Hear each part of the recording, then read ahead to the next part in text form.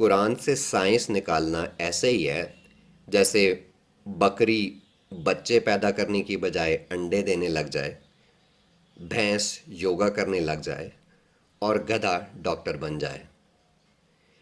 گدھا ڈاکٹر ایسے تو ہو چکا ہوا ہے، ایک گدھا واقعی ڈاکٹر بن گیا۔ آپ لوگ اسے ڈاکٹر ذاکر نائک کے نام سے جانتے ہیں۔ یہ گدھا ڈاکٹر اور ماڈرن مسلم یہ بات ثابت کرنے کی کوشش میں لگے ہوئے ہیں کہ قرآن نے 1400 سال پہلے بتا دیا تھا کہ چاند یعنی مون کی روشنی اس کی اپنی روشنی نہیں بلکہ ریفلیکٹڈ لائٹ ہے، باروڈ لائٹ ہے۔ اور ثبوت کے طور پر وہ قرآن کی سورہ نوح کی آیت نمبر 16 پیش کرتے ہیں۔ قرآن کی سورہ نوح کی آیت 16 کا ترجمہ کچھ ایسے ہے کہ اور ان میں چاند کو نور اور سورج کو چراغ بنایا۔ اس آیت کو توڑ مڑوڑ کر جو قرآنی میراکل نکالتے ہیں یعنی چمتکار نکالتے ہیں وہ یہ ہے کہ عربی میں سورج کو شمس کہتے ہیں اور شمس کو اس آیت میں سراج کہا گیا ہے جس کا مطلب ہے چراغ، جبکہ چاند کو عربی میں قمر کہتے ہیں اور قرآن میں قمر یعنی چاند کو منیر کہا گیا ہے۔ ضیاء ذاتی روشنی کا نام ہے، جیسے سورج یا آگ کی روشنی، اور نور عارضی روشنی ہے یعنی ٹیمپریری لائٹ اور ٹیمپریری اور ریفلیکٹڈ لائٹ ہے۔ مفسر قرآن مولانا عبد الرحمن اپنی تفسیر میں لکھتے ہیں کہ ضیاء اور نور میں فرق یہ ہے کہ نور کا لفظ عام ہے اور ضیاء کا لفظ خاص ہے، یعنی ضیاء بھی نور ہی کی ایک قسم ہے۔ نور میں روشنی اور چمک ہوتی ہے جبکہ ضیاء میں روشنی اور چمک کے علاوہ ہیٹ یعنی تپش، ٹمپریچر اور رنگ میں بھی سرخی ہوتی ہے۔ وہ کہتے ہیں جھوٹ بولنے کے لیے بھی عقل کی ضرورت ہوتی ہے اور عقل اور مسلمانوں کا ویسے ہی 36 کا آنکڑا رہتا ہے۔ ان بیوقوف مسلمانوں کو علم نہیں کہ قرآن سے میراکل یعنی چمتکار نکالنے کے لیے نور کا مطلب ریفلیکٹڈ لائٹ تو نکال رہے ہیں، لیکن اسی قرآن کی سورہ نور کی آیت نمبر 35 میں اللہ نے خود کو بھی نور کہہ دیا ہے، یعنی اللہ کی روشنی بھی ذاتی روشنی نہیں بلکہ ریفلیکٹڈ یا باروڈ لائٹ ہے۔ اب سوچنے والی بات یہ ہے کہ چاند تو سورج سے لائٹ جو ہے وہ ریفلیکٹ یا بارو کرتا ہے، اللہ کس سے لائٹ بارو یا ریفلیکٹ کر رہا ہے؟ ان مسلمانوں کی سٹوپڈٹی یہاں اینڈ نہیں ہوتی، یہ سٹوپڈٹی جاری رہتی ہے اور آگے چل کے قرآن نے اللہ کو تو لائٹ ریفلیکٹ کرنے والا نور بنایا مگر محمد کو ذاتی روشنی دینے والا سراج بنا دیا۔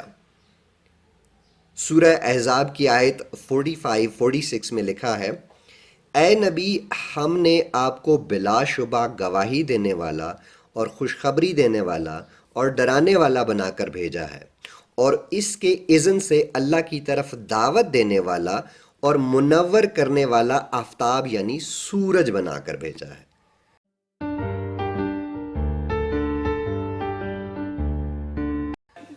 The light of the moon is reflected light, and you said it doesn't mean that. I'm quoting again. The Quran mentions in Surah Furqan, chapter 25, verse 61, that blessed is he who has placed in the sky constellation, placed therein lamp, sun, and moon having borrowed light. Munir, Arabic word used for moon is qamar. It's always described as munir or nur, meaning reflection of light. Reflection of light. Arabic word used for sun is shams. It's always described as wahaj diya, which means a blazing torch, a shining glory. And I can give references: Surah Nuh, chapter number 71, verse 15 and 16. Surah Yunus, chapter number 10, verse number 5, and so on. And he said that if it means a reflection of light, and he quoted the Quran, Surah Nur, chapter number 24, verse number 35 and 36, that Allah subhanahu wa ta'ala is Nur samawati wal ard, is the light of the heaven and the earth. Read the complete verse and analyze what does it say. It says Allah is the light, Nur. It says Allah is the light of the heaven and the earth. It is a similitude like a niche, and within the niche there is lamp. The lamp, what is there? So Allah subhanahu wa ta'ala has got light of its own and even reflected light, like you see a halogen lamp, which are here. The lamp inside is like a siraj, but the reflector is like moon. It is reflecting light. The lamp, the tube is having a light of its own, but the reflector of the halogen lamp is reflecting light. So both two in one. So Allah subhanahu wa ta'ala, alhamdulillah, besides having light of its own, as the Quranic verse says, in the niche there is a lamp. And that lamp light of Allah subhanahu wa ta'ala is its own light. And Allah reflects his own light. Dr. William Campbell says that the Quran says that Quran is nur. It is reflecting light. Of course, the Quran is reflecting the light and the guidance of Allah subhanahu wa ta'ala. Regarding Prophet Muhammad sallallahu alaihi wasallam being siraj, yes, he is. The hadith of the beloved Prophet is giving guidance to us. So Muhammad sallallahu alaihi wasallam is also nur, he is also siraj, alhamdulillah. He has his own knowledge also, alhamdulillah. He has the guidance from Allah subhanahu wa ta'ala, alhamdulillah. So if you use this word nur as reflected light and munir as reflected light, yet alhamdulillah, you can prove it scientifically that the light of the moon is not its own light, but it is the reflected light. وَجَعَلَ الْقَمَرَ فِيهِنْ, اور اللہ نے ایک چاند ان میں رکھ دیا نورا، روشنی کے طور پہ. وَجَعَلَ الشَّمْسَ سِرَاجًا، اور سورج کو اللہ تعالیٰ نے ایک چراغ کے طور پہ روشن کر دیا. آپ دیکھیں گے پورے قرآن میں کہیں چاند کے لیے چراغ کا لفظ نہیں آیا، ہمیشہ نور کا لفظ آیا، انڈائریکٹ روشنی. اور سورج کے لیے ہمیشہ چراغ کا لفظ آیا ہے، سراج کا، جو خود سے روشن ہو. اور آج ہمیں یہ بات پتہ ہے کہ چاند کی روشنی اپنی نہیں ہے، بلکہ وہ ریفلیکٹڈ لائٹ ہے، زمین سے ریفلیکٹ ہو کے جو اس کے اوپر پڑ رہی ہوتی ہے، یا ڈائریکٹ اس کے اوپر سورج کی جو روشنی پڑ رہی ہوتی ہے، اس کی وجہ سے وہ چمکدار نظر آ رہا ہوتا ہے. آپ اگر چاند پہ چلے جائیں تو آپ کو زمین بھی اسی طریقے سے چاند کی طرح نظر آئے گی، جس طرح ہم یہاں سے چاند کو دیکھ رہے ہیں.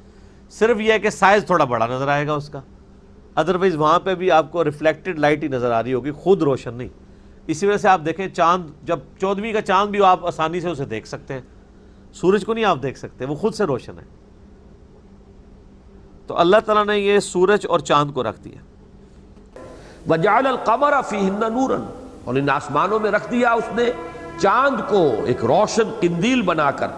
وَجَعَلَ الشَّمْسَ سِرَاجًا، اور اس نے بنا دیا ہے سورج کو ایک چراغ. یہ جو لفظ ہے چاند اور سورج کا جو تقابل قرآن مجید میں آتا ہے، یہ سورہ فرقان کے آخری رکوع میں بھی ہے. تبارک الذی جعل فی السماء بروجا وجعل فیہا سراجا وقمرا منیرا. سورج کو ہمیشہ کہا گیا چراغ.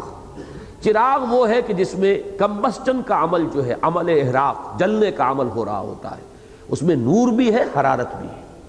تو چونکہ اب سائنس ہماری جو ہے وہ اس بات کو واضح طور پر جانتی ہے، سورج تو ایک بہت بڑی بھٹی ہے، ایسی بھٹی جس کا کہ ہم تصور ہی نہیں کر سکتے. وہاں سے ہی یہ حرارت اور یہ جو نور کا جو بھی طوفان ہے وہ نکلتا ہے. لیکن چاند میں کوئی عمل نہیں ہے کمبسچن کا، وہ تو ایک ٹھنڈی شے ہے.